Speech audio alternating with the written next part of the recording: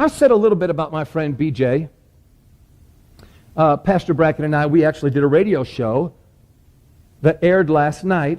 We did it Monday, and he was on the show with us, with BJ and I. We do a radio show every Tuesday night called the Abiding Presence Radio Show. It's just a website, and you can get there just from jimhockaday.com, and you'll see the radio website, and it'll link you. I think we have over 150 archives right now, and all the archives are free. You can download them, put them on your devices, whatnot. But my friend BJ, I told you a little bit about him, but just a wonderful experience that he had with God, and the reason why he was able to go so far so fast is because he didn't have anything on his slate. Very, very, very, very straightforward individual, okay? My wife is Dutch, and Dutch folks can be very frank. BJ's Pennsylvania Dutch. He's like my wife on steroids. When he became my friend and I realized how frank he was, and of course my wife is very frank, I said, God, you really don't like me, do you? You don't. You don't like me. But anyhow, it's good for you. It causes you to do what? Straighten up. I like that. I'm a free thinker. You know, wheeling and dealing. Shucking and jiving. Making something happen out of nothing. Fixing something when no one can fix it. I'm a perfect match for my wife. She's a perfect match for me. Everything that I can do, she can't do. Everything she can do, I can't do.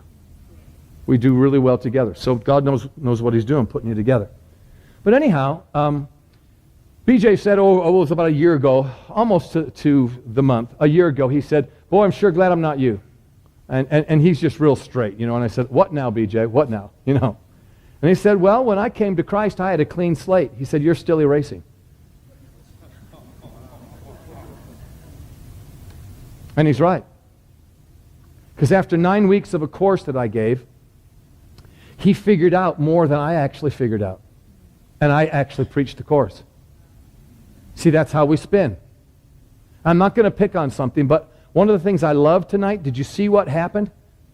Because everything needs to be in precept and example. When Pastor got up here and began to take apart the song that we were singing, did you see everyone begin to all of a sudden go, it was like click, click, and you realize, oh, that was what I was singing.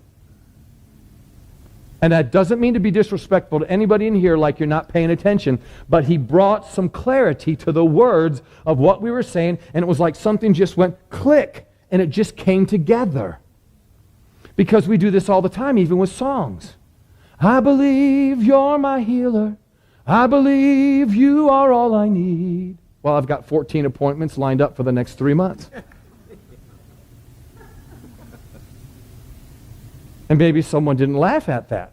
And I didn't mean it really to laugh or not to laugh. But my point was, we do things, say things constantly without what? Without having meaning. And that's what Jesus meant when he said, you honor me with your lips, but your heart is far from me. Now let me ask you a question. If people were honoring Jesus with their lips and their heart was far from them in a day where the society basically was almost backwards, hardly moving at the speed of a snail, what about today where we're going 1,000 miles per hour and life is just all around you? What do you think about today, people honoring with lips but hearts being far from? And this isn't preaching at you. Folks, I hope you're really getting it. It's not preaching at you. It's making available choices with better opportunity to make those choices by having information. You know, if somebody says to me, now if you choose that, it could be good, but for the most part, it's really bad. But if you choose this, for the most part, it's good, and it could be bad. Well then, I mean, that's pretty easy. I'm going to make a better choice with better information. So my friend BJ, when I found out about him, I found out that he was beyond intelligent. Like beyond intelligent. I can't describe to you a level of intelligence that's so far beyond me, I don't have the ability to think of what it actually is. I mean, I'm not building him up, wouldn't do that. He's just a rancher, but the guy reads 5,000 words per minute with 97% retention. He was all upset when he told me that because he doesn't know where the 3% goes, and I raised my hand and I said, well, that's probably because I take that. How sad, but how true. 5,000 words per minute? Are you getting what I'm saying here? That's like taking... Okay, let me show you how he reads the Bible. As a 4-year-old, as a 9-year-old, he read the Bible in 4 hours. When my wife saw him at church, he was reading the Bible while things were going on. This is how he reads the Bible. She said, "What's BJ doing to his Bible?" I said, "He's reading it." She said, "Oh, come on." I said, "No. What's he doing?" "He just finished Colossians." And then he put it down, and a few moments later, he was doing it. She said, "What do you think he's doing now?" I said, "He's in Revelation." 4 earned PhDs. He sees the whole forest at the same time he sees every tree. Kind of freaky. Like at a stoplight at 8 years of age with his grandparents, and between red and green, he could tell them every car, every make of every car, every license plate, complete numbers, how many people were in the car, even the logos on their shirt.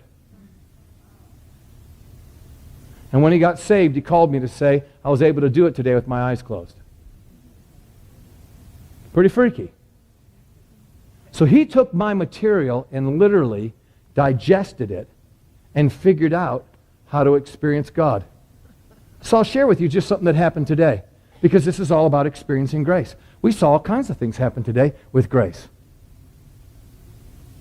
I was able to do some things with Pastor, and we needed to have some work done on something, and we went to this individual to get that work done, and this is what he said. He said, "Well, man, I wouldn't have been able to get to you for at least a whole other day." He said, "But we had somebody cancel brakes today, so I'm able to go ahead and get right with you." Well, what is that? Well, that's just grace. And the more you acknowledge that, to do what? Thanks, grace. Appreciate that. And that's exactly what I did. What begins to happen? You want to see more of that? Yes. So here's an example of grace. BJ style.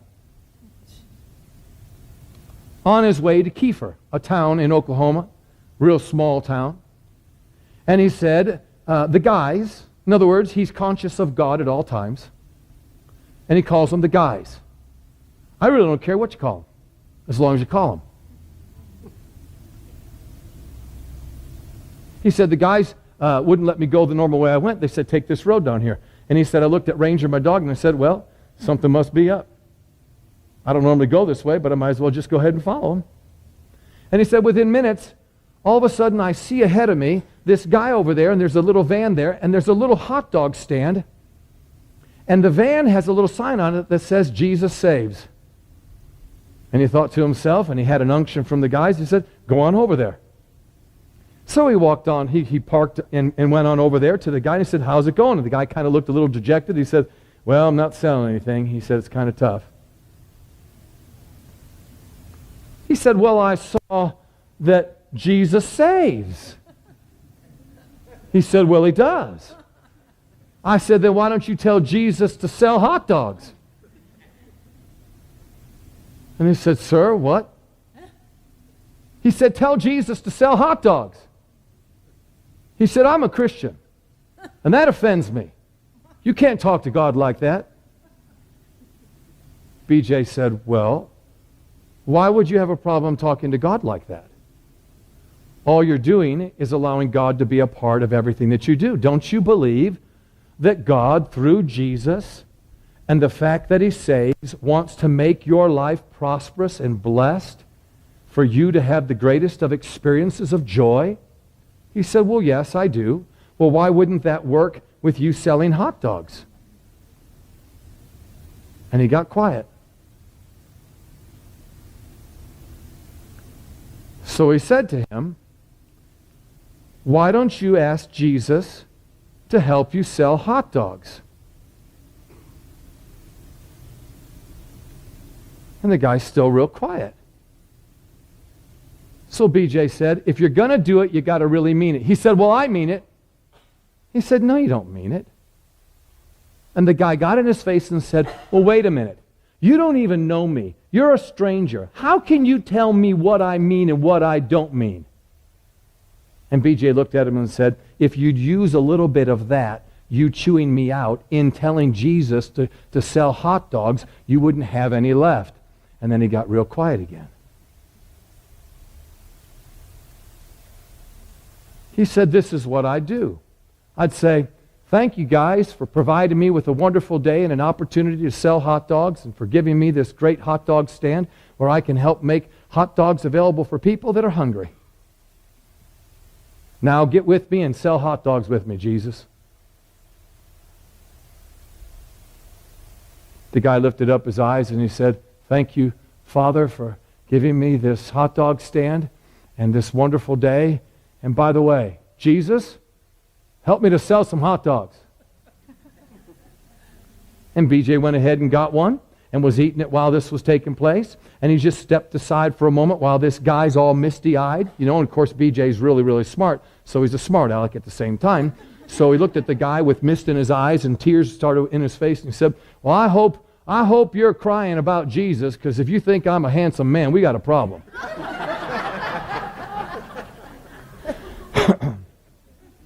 And right as he's finishing his hot dog and just kind of stepped aside, you can see this guy kind of glary-eyed, still thinking and contemplating the whole idea that he just told Jesus, come on, let's sell some hot dogs.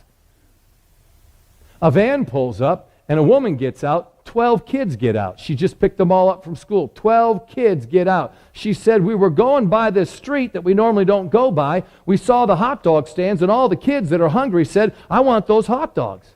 Can you give us 13 hot dogs, 13 chips, and 13 drinks? And he said, yes, sir. And then he looked over at BJ, and BJ just kind of looked away, you know.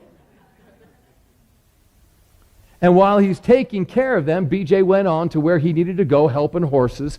And it wasn't but about 45 minutes later, he came back the same way, and as he's coming back 45 minutes later, the guy's literally folding up his hot dog stand, hooking it up to his van, and getting ready to pull out. BJ pulls right up and says, where are you going? He says, well, I'm done for the day. He said, what do you mean you're done for the day? I thought you were selling hot dogs. He said, well, I did. He said, well, what happened? He said, well, right after that lady, and I sold all those hot dogs to the lady and the kids, he said 2 trucks pulled up full of construction workers. They walked up and said, we're hungrier than horses. Give me 2 and give me 3 and give me 2 and give me 3. They cleaned me out. They took all of my cookies. They took all of my chips. They took all of my hot dogs. And they even waited while I cooked the rest of the hot dogs that I hadn't cooked.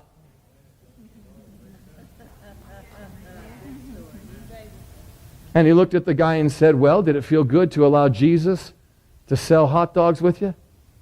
And he said, yes, it did. I can't wait to get here tomorrow. Now, my question to you, as we just take a couple of more minutes here with a few thoughts, can it be that real? What if it was that real? To what degree would you pursue it? What if the Lord could get involved in your business to that degree? To what degree would you pursue it?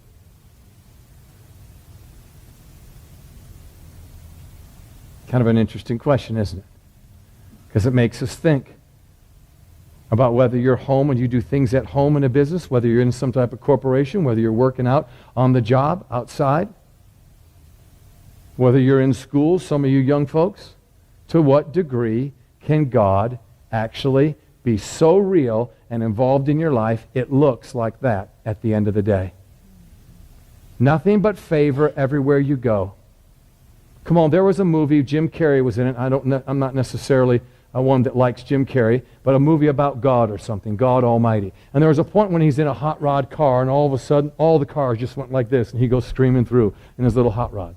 What if your day was as though it seemed like someone unseen was moving things constantly out of your way so that you could begin to experience things without drama?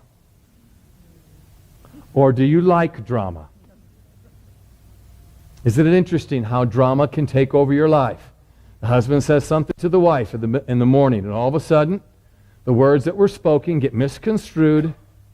because they really do love one another, and the next thing you know, mom and dad aren't talking at the breakfast table, and the kids pick up on it that something's wrong with mom and dad, and whether you know it, they take that something's wrong with mom and dad to school, and then they get in trouble.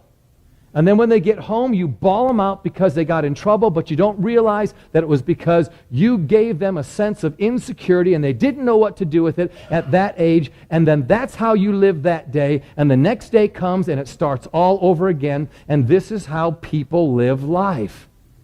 Some people are such drama queens that they literally create drama to feel some sense of security, even though life kind of stinks. But they'd rather have drama and that insecurity than to have life really good because they wouldn't know what to do. Which says what? Most people are afraid of succeeding because they already know what it's like to fail. If you succeeded, what would you do? If you got healed and didn't have to manage all of your sickness and disease throughout the week, what would you do with your time? It can become a form of entertainment, you know. Am I being too straightforward? Is everybody okay?